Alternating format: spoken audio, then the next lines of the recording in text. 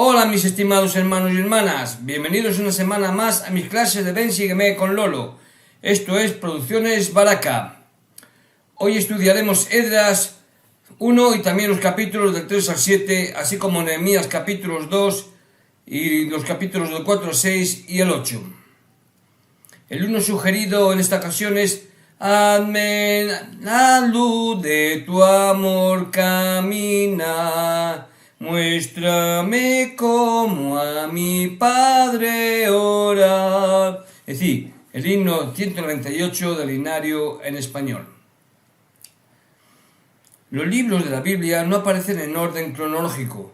Se establece su ubicación usualmente en razón de ser considerados históricos o proféticos.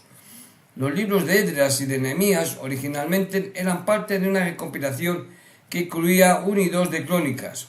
De hecho, segunda de Crónicas 36, 22 al 23 y Esdras capítulo 1, versículos de 1 al 3 son casi idénticos.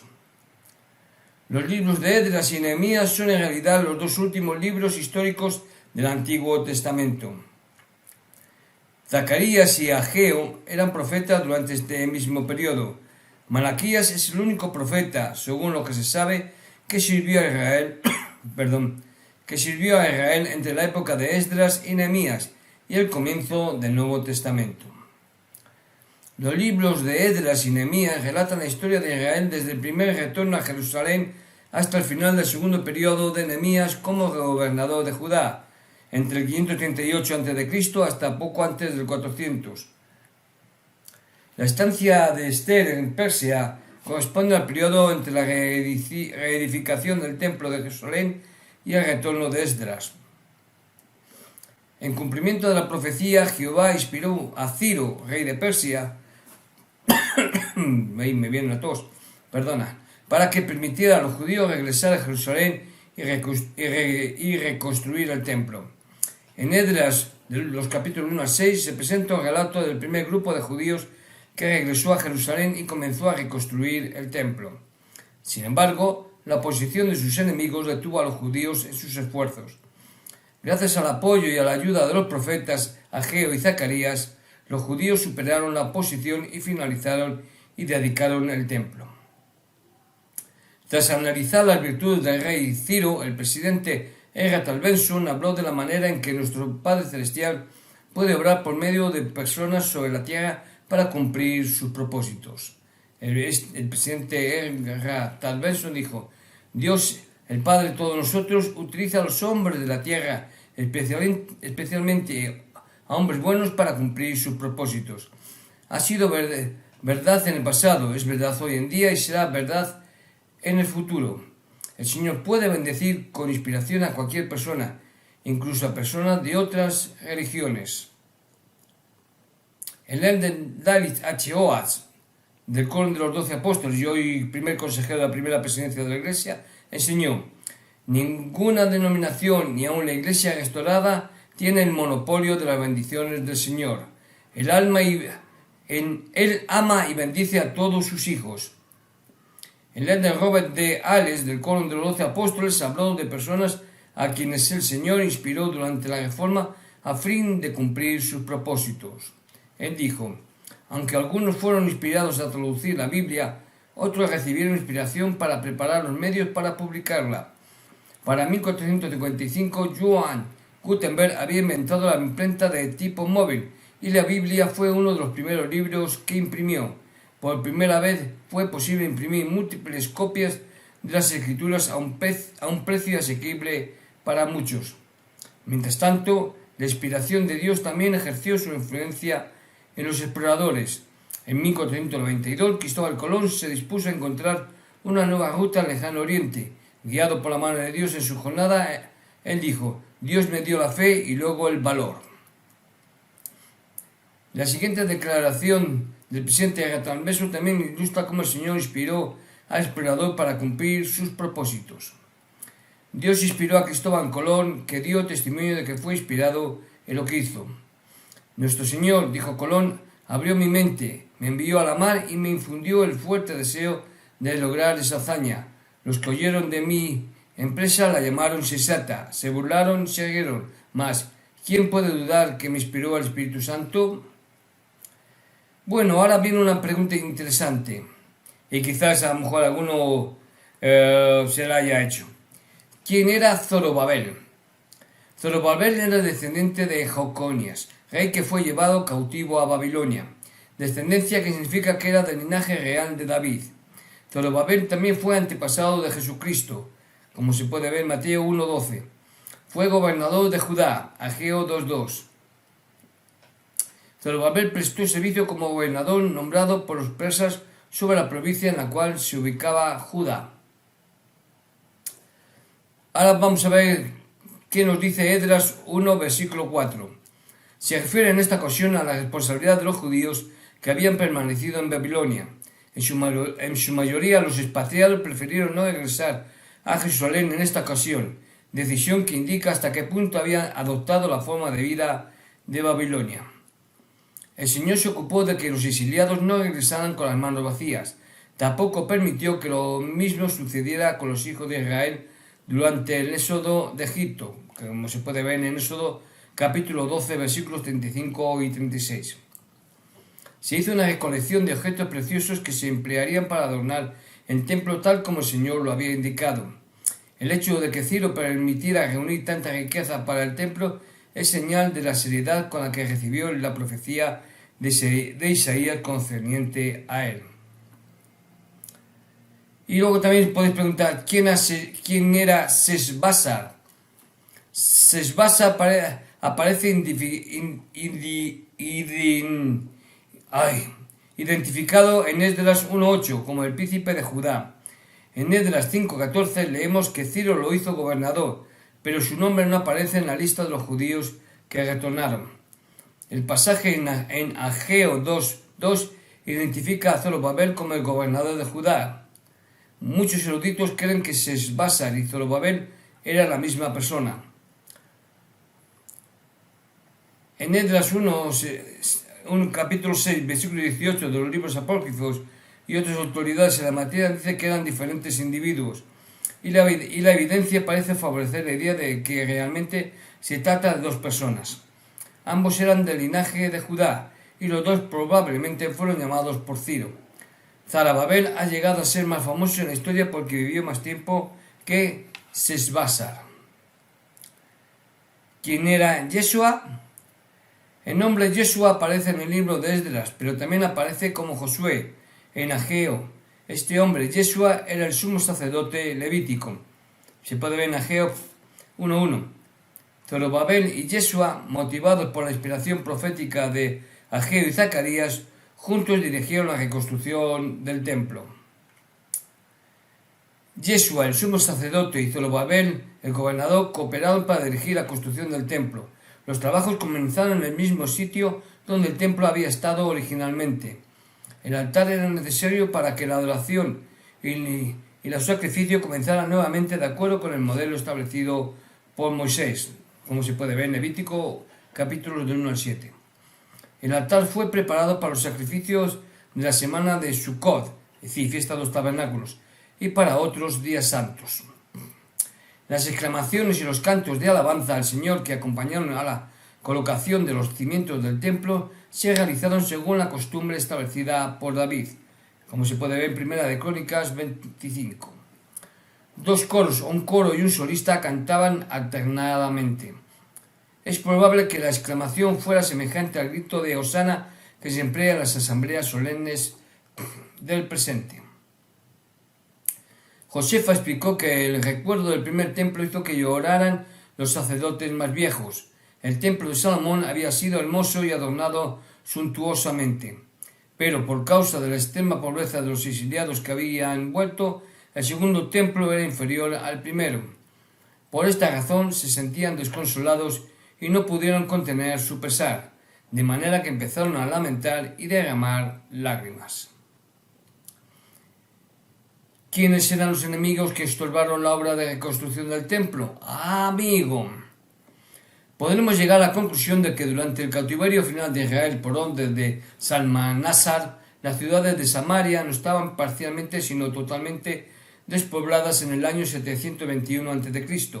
y que permanecieron así hasta que, según las palabras que se encuentran en el segundo de Reyes 17:24, trajo el rey de Asiria gente de Babilonia, de Cuta, de Aba, de Hamat y de Sepharvaim, y los puso en las ciudades de Samaria, en lugar de los hijos de Israel, y poseyeron a Samaria, y habitaron en sus ciudades, de modo que los nuevos samaritanos eran asirios de nacimiento o por dominio.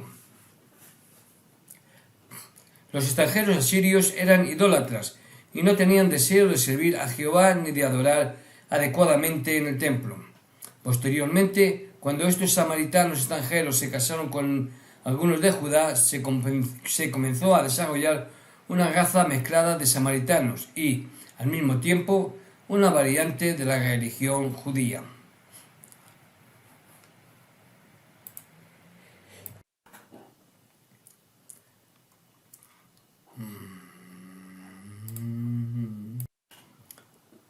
Tales eran las circunstancias a la época del Nuevo Testamento.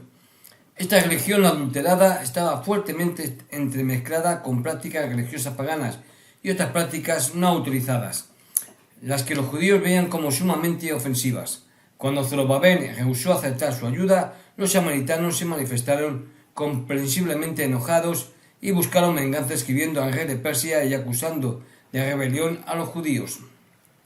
El elder James E. Tamás explicó lo siguiente.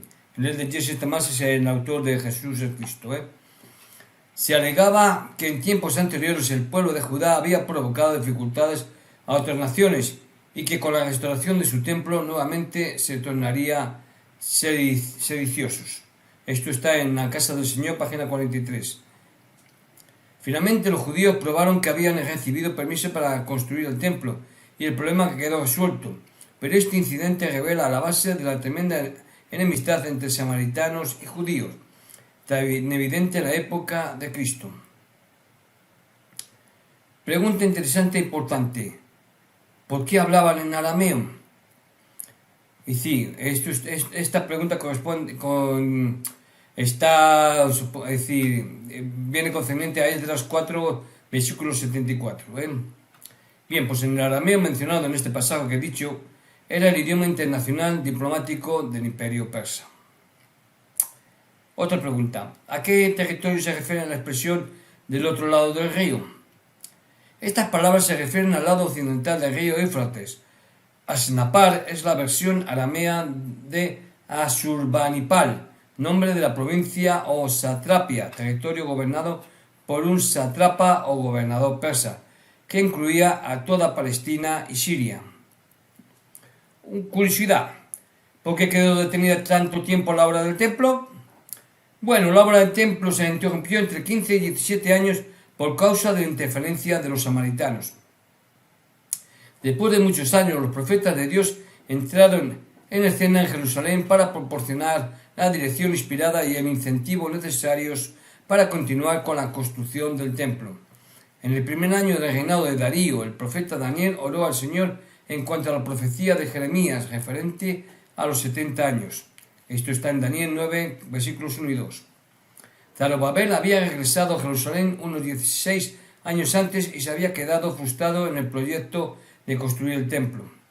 Daniel capítulo 9, versículos 17 al 19 muestra la preocupación de Daniel, manifiesta en sus oraciones por el santuario, el templo, y por la ciudad de Jerusalén.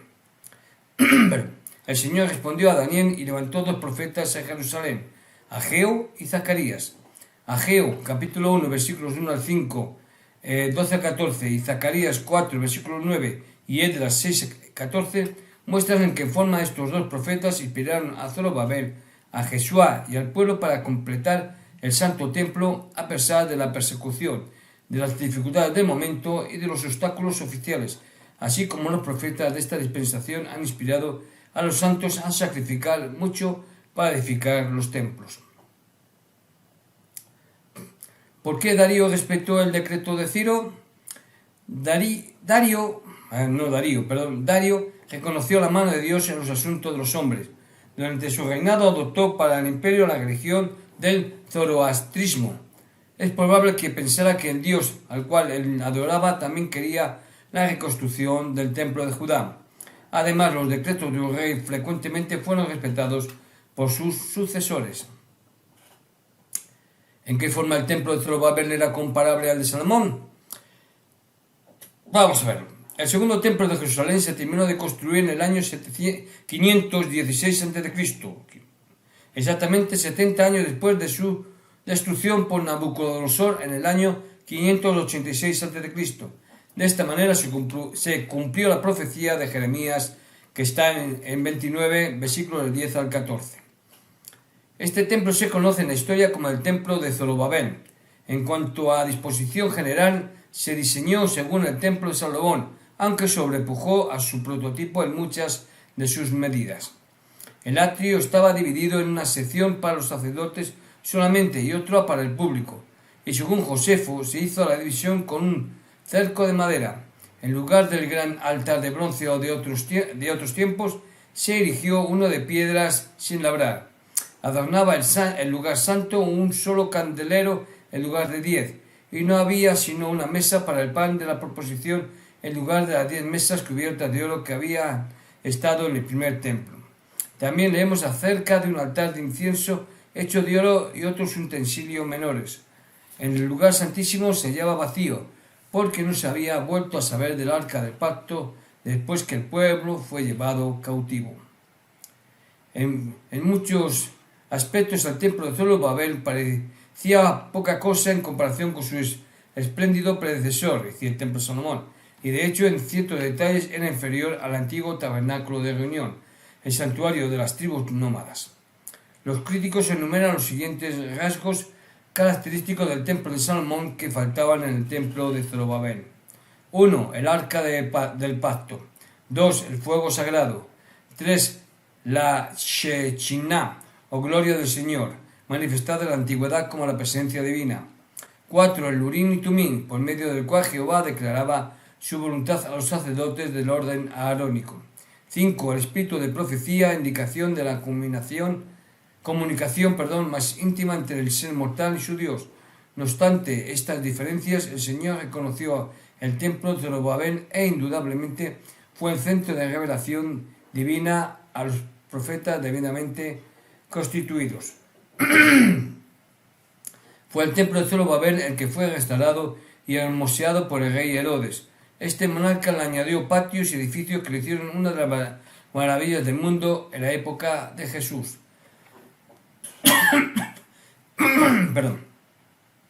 Esdras capítulo 6 versículos 22 y capítulo 7 versículo 1. Hubo vacío en la historia. Casi 60 años separaban los acontecimientos registrados en Esdras capítulo 7 versículo 1 de los ocurridos en el capítulo 6 versículo 22, tiempo en el que Esther evita una masacre completa del pueblo judío e indirectamente salva la vida de Esdras y Nehemías. Artajerjes se siente favorablemente inclinado hacia los judíos y Esdras, el erudito y maestro descendiente directo de los sumos sacerdotes, recibe aprobación oficial para enseñar la ley y llamar magistrados en su tierra natal para ofrecer sacrificios y hermosear el templo. Las propias memorias de Esdras, escritas en hebreo, comienzan en el versículo 27. ¿Qué antecedentes tenía Esdras y cuál fue la asignación que recibió del emperador persa? Josefo, el historiador judío, habló de las circunstancias de Jerusalén en la época de Esdras y de cómo fue asignado para corregir la situación. Esdras era un hombre de gran fe y era impulsado por el Espíritu del Señor. Pidió permiso al rey Artajerjes para retornar a su tierra natal con más judíos. El rey estuvo de acuerdo y escribió una carta a los gobernadores de Judá. Josefo escribió lo siguiente. Cuando Esdras hubo recibido esta epístola, se sintió muy gozoso y comenzó a adorar a Dios y confesó que él había sido la causa del gran favor recibido de parte del rey y que por esa misma razón él daba todas las gracias a Dios. De manera que reunió a los que estaban en cautiverio más allá del Éufrates y quedó allí 3 días y dispuso un ayuno para ellos, a fin de que pudieran hacer sus oraciones a Dios para que fueran preservados y no tuvieran penurias en el camino, ya fuera causada por sus enemigos o por cualquier accidente, pues Esdras había dicho antes que él le había dicho al rey cómo Dios lo preservaría. Y bien, estas cosas fueron verdaderamente hechas bajo la dirección de Esdras, y tuvo éxito en ellas, porque Dios lo consideró digno del éxito en razón de su bondad y justicia. Además de sacerdote, Esdras era un escriba versado en los mandamientos de Jehová y en sus estatutos a Israel. Como escriba de la ley fue comisionado por el rey persa para enseñar al pueblo de Jerusalén los preceptos de la ley y luego establecer un sistema de tribunales para juzgar a los violadores de la ley. El rey de Jesse Tamás explicó el sistema de escribas establecido por Esdras y las consecuencias de ese sistema en las generaciones futuras. Él dijo: apenas tendrían unos 80 años de haber vuelto del destierro babilónico, y no sabemos con exactitud desde cuánto tiempo antes ya habían llegado a ser estimados como hombres e investidos de autoridad ciertos eruditos que más tarde fueron reconocidos como escribas y honrados como rabinos. En los días de Esdras y Nehemías, estos hombres que se especializaban en la ley constituían una clase titular, a la cual se atributaba deferencia y honor. Esdras tenía el título de sacerdote escriba versado en los mandamientos de Jehová y en sus estatutos en Israel. Los escribas de aquella época prestaron valioso servicio bajo Esdras y más tarde bajo Nehemías en la compilación de los escritos sagrados que entonces existían, y de acuerdo con la costumbre judía, aquellos que eran designados custodios y expositores de la ley llegaron a ser conocidos como miembros de la gran sinagoga o gran asamblea, sobre la cual tenemos muy poca información de fuentes canónicas. De acuerdo con lo que se ha escrito en el Talmud, la organización tradicionalmente perpetuada por ellos mismos se expresa en estos términos: usar de prudencia en el juicio, establecer muchos eruditos y cercar la ley como un seto. Obedecían, por tanto, este precepto estudiando mucho y considerando cuidadosamente todos los detalles tradicionales de la administración, multiplicando entre sí el número de escribas y rabinos y, de acuerdo con la interpretación que algunos de ellos daban al precepto de establecer muchos eruditos, escribiendo muchos libros y tratados. Además, circundaron la ley con un seto o cerco, agregando numerosas reglas que prescribían con escrupulosa exactitud el oficialmente establecido protocolo que mejor convenía a cada ocasión. Nehemías sobresale como uno de los hombres ilustres del Antiguo Testamento. Al cumplir una misión necesaria en su época, demostró el más elevado nivel de dedicación y coraje, tanto en la materia práctica de reconstruir las murallas de Jerusalén como también en el campo espiritual de la reconstrucción de la vida religiosa de su pueblo. El libro de Nehemías contiene una historia del pueblo judío hasta una fecha más cercana a nosotros, más que cualquiera de las otras obras históricas en el canon del Antiguo Testamento. Su interés es múltiple, ya que no solamente describe la reconstrucción de las murallas de Jerusalén, sino también la reconstrucción de la organización eclesiástica judía, y como autoridad en cuanto a los acontecimientos que relata, es de primer orden, ya que se basa en la información de su tiempo, y su valor se ve aumentado por el vivido retrato del carácter noble de Nehemías mismo. Su carrera presenta una excepcional combinación de fuerte independencia y humilde confianza en Dios, de penetrante sagacidad y perfecta sencillez de propósito, de persistente oración con la actividad más enérgica posible, y en cuanto a fe religiosa y sabiduría práctica, sobresale notoriamente entre los ilustres personajes de la Biblia. El libro está escrito en primera persona. Su estilo autobiográfico indica que puede provenir de los propios escritos de Nehemías. La buena voluntad del rey Artajerjes hacia Nehemías es evidente, no solamente en que le dio permiso para regresar, sino también en que le dio guardas, una escolta y un salvoconducto para pasar por los territorios más allá del río, o sea, al occidente del Éufrates, en su regreso a Judá. El rey también le concedió permiso para usar madera de los bosques reales para construir la muralla de Jerusalén, así como los portones y su propia casa. Sanbalat, gobernador de Samaria, y los gobernadores de otras regiones vecinas se oponían a los planes de los judíos para Jerusalén y no estaban de acuerdo con la protección que les daba el rey de Persia. Una amarga enemistad había nacido entre los samaritanos y los judíos que habían regresado con Zorobabel. El hecho de que Nehemías regresara con pleno poder de parte del emperador para fortificar la ciudad de Jerusalén fue un golpe para los samaritanos y abiertamente se opusieron a ello. Sanballat de Samaria encabezaba el grupo de opositores e hizo necesario que Nehemías pertrechara con armas a quienes trabajaban en las murallas de Jerusalén. Nehemías escribió con tanto detalle su recorrido de reconocimiento y la reconstrucción posterior de la muralla de la ciudad que nosotros tenemos una buena idea de los lugares a los que hizo referencia. El mapa que incluyo aquí muestra dichos lugares. Los nombres de las familias asignadas para reparar las murallas y los portones aparecen en Nehemías 3. Los líderes de los pueblos vecinos estaban enojados porque los judíos estaban fortificando a Jerusalén y volviendo a sus antiguas prácticas religiosas. Sanballat, el gobernador de Samaria, estaba especialmente irritado, pero el plan que idearon para atacar y evitar la reparación de las murallas, que ya estaban a la mitad de su altura, fue frustrado por Nehemías, quien había hecho que quienes cuidaban y quienes trabajaran estuvieran armados de día y de noche. El llamado que Nehemías hizo a los judíos a defender sus familias y hogares es semejante al que hizo Moroni en el libro de Mormón, que se puede ver en Alma 43, versículos 46 al 47 y el capítulo 46, versículo 12. Una oposición semejante a la experimentada por Nehemías y la misma solución fue la que enfrentaron los hombres de Dios en esta dispensación. Consideremos lo que el presidente Josh Q. Cannon, consejero de Brigham Young, dijo en cuanto a la persecución en Utah en los alrededores del año 1884 y en cuanto a la reconstrucción del templo de Nabú unos 40 años antes.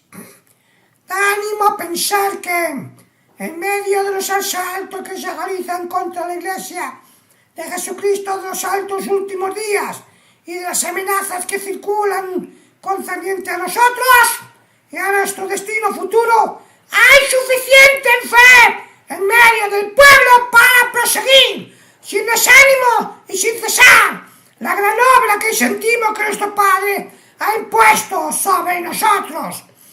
No hemos estado en la situación en la que estamos en Nabú cuando allí terminamos nuestro templo, pues en aquel entonces los obreros que trabajaron en él eran como los judíos en los días de Nehemías, cuando emprendieron la reconstrucción de las murallas de Jerusalén y tenían que trabajar gran parte del tiempo con sus herramientas de trabajo en una mano y en la otra las armas para defenderse. Estábamos rodeados de grupos contrarios y vivíamos en un estado constante de temor por causa de las amenazas que nos hacían, por las confabulaciones y los ataques contra nuestras colonias cercanas en los que incendiaban las casas, destruían los graneros, mataban el ganado y expulsaban a la gente de sus hogares. La verdadera grandeza de Nehemías se destaca en estos versículos. Una de las razones por las que los judíos todavía estaban en extrema pobreza era la opresión a que los sometían sus antiguos mandatarios. Nehemías pudo haberse aprovechado de igual manera, pero en cambio se enojó por los impuestos excesivos, tributos del rey, por la usura, la esclavitud y la confiscación de la propiedad privada. Aunque sus predecesores abrumaron al pueblo, o en otras palabras, pusieron una carga pesada sobre el pueblo, Nehemías mostró su grandeza como gobernador, no aceptando el salario tomado de los impuestos del pueblo. Era rico y prefirió servir sin remuneración. Los reyes justos en el libro de Mormón también fueron conscientes en este sentido y trabajaban para obtener su propio sostén en lugar de sobrecargar a la gente. ¿Qué importancia tenían las murallas? Bueno. Sanballat trató de arrastrar a Nehemías a una trampa, mediante una invitación para negociar, pero Nehemías no se dejó engañar. De hecho, ni siquiera se intimidó por las amenazas de Sanballat de informar a rey Artajerjes de una supuesta rebelión judía. Sí, es que Sanbalat envió a Nehemías una carta. Se terminó la muralla en 52 días y se establecieron guardias para proteger a quienes vivían en la ciudad. La muralla era una protección, pero también era un símbolo físico importante del establecimiento de los judíos como nación.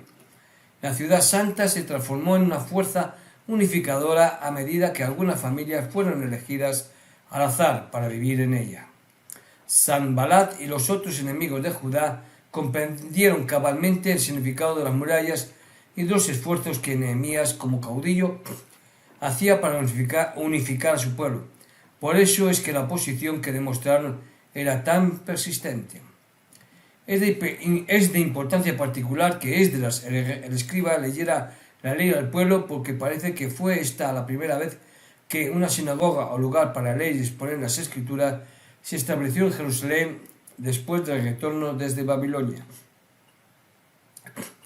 Un erudito comentó el versículo 8 en la forma siguiente: los israelitas, habiendo sido sacados del cautiverio en Babilonia, en el que habían estado 70 años, de acuerdo con la predicación de Jeremías, no solamente eran sumamente corruptos, sino que parece que en general habían perdido el conocimiento del antiguo idioma hebreo, a tal punto que cuando se les leyó el libro de la ley no lo entendieron. Pero ciertos levitas ponían el sentido, es decir, traducían al dialecto caldeo. Parece que el pueblo no solamente ignoraba su antiguo idioma, sino también los ritos y ceremonias de su religión, por haber estado tanto tiempo en Babilonia, donde no se les permitía llevarlos a cabo. Siendo así, era necesario no solo interpretar el idioma, sino también explicar el significado de los ritos y ceremonias. Y encontramos en el versículo 13 de este capítulo que se habían olvidado de la fiesta de los tabernáculos y de todo lo pertinente a esa ceremonia. Estamos hablando de Nehemías 8.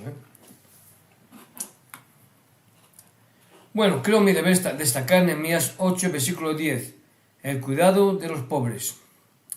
Una vez más la bondad de Nehemías quedó demostrada. No se limitó a invitar a la gente a participar en una festividad religiosa, sino también a recordar a los pobres a compartir su gozo por la bondad de Dios mediante servicio caritativo. ¿Por qué Nehemías volvió a establecer la fiesta de los tabernáculos? Esa es una importante pregunta a considerar. Vamos a ver. A menos que comprendamos el significado de la fiesta de los tabernáculos, puede parecer raro que Nehemías le diera tanta importancia a esta celebración. Los mandamientos para su celebración se encuentran en el Levítico 23, versículos del 34 al 44. El elder Luther McConkie explicó su significado particular.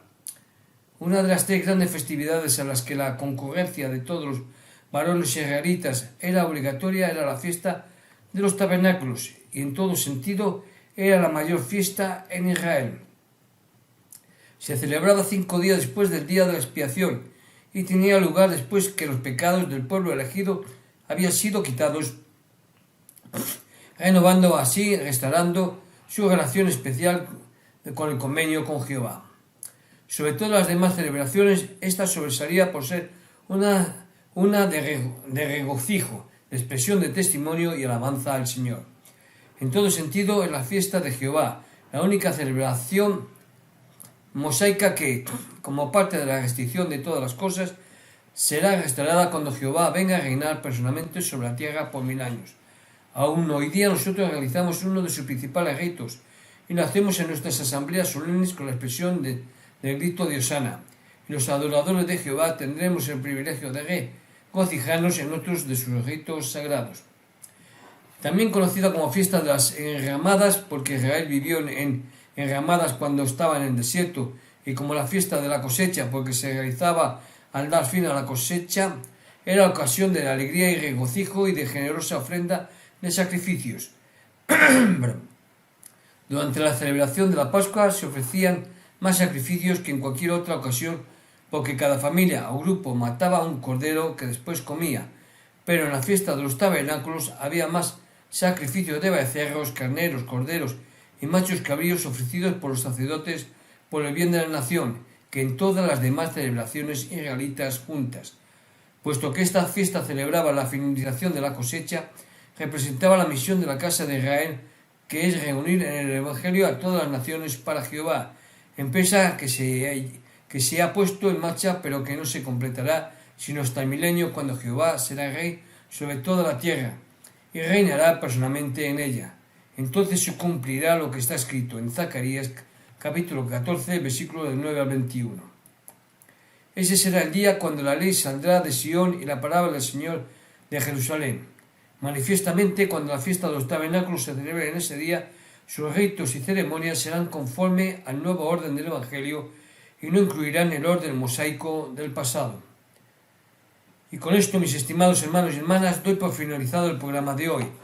Os testifico de la veracidad de todo ello y lo hago en el nombre de Jesucristo. Amén.